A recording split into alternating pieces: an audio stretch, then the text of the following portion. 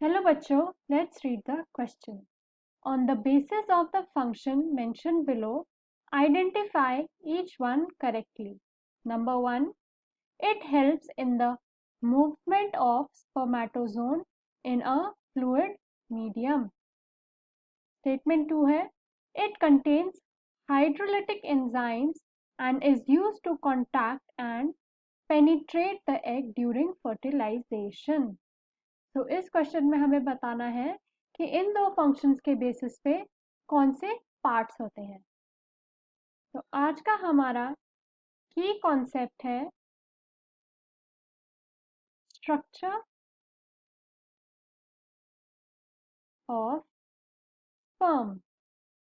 तो सबसे पहले हम समझते हैं कि स्पर्म होता क्या है। स्पर्म होता है हमारा मेल रिप्रोडक्टिव सेल, जिसको हम सेक्स सेल भी बोलते हैं। एंड यही मेल रिप्रोडक्टिव सेल हमारा प्रोड्यूस होता है बाय प्राइमरी सेक्स ऑर्गन, जिसको हम बोलते हैं इन मेल्स टेस्टिस। तो जो स्पर्म होता है उसका मेनली 3 पार्ट्स होते हैं। फर्स्टली होता है हमारा हेड, सेकेंडली होता है हमारा mid piece, and third and last होता है हमारा टेल। तो अब हम थ्रू अ डायग्राम देखते हैं कि स्पर्म का एक्चुअल स्ट्रक्चर होता कैसा है। तो स्पर्म में सबसे पहला जो अपर पोर्शन होता है उसी को हम बोलते हैं हेड। इस हेड में एक कैप लाइक स्ट्रक्चर होता है इन द फ्रंट, जिसको हम बोलते हैं एक्रोजोम। तो एक्रोजोम में प्रेजेंट होते हैं कुछ एंजाइम्स, जिनको हम बोलते हैं हाइड्रोलिटिक एंजाइम्स। हाइड्रोलिटिक एंजाइम्स, ये एंजाइम फर्टिलाइजेशन के टाइप में हेल्प करते हैं जो एग का मेम्ब्रेन होता है उसको ब्रेक करने के लिए, ताकि जो हमारा स्पर्म है वो इजीली एग के अंदर पेनिट्रेट कर सके,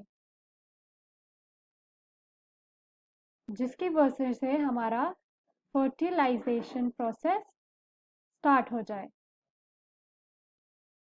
इसी हेड में प्रेजेंट होता है हमारा न्यूक्लियस, जिसमें हमारा जेनेटिक मटेरियल प्रेजेंट होता है।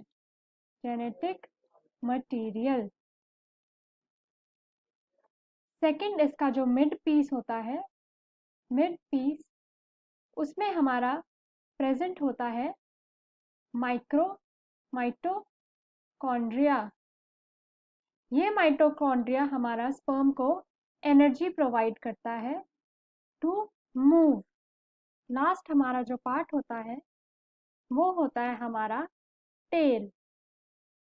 इस टेल का काम होता है एज अ प्रोपेलर, जो कि हेल्प करता है स्पर्म को मूव करने में या मूवमेंट में।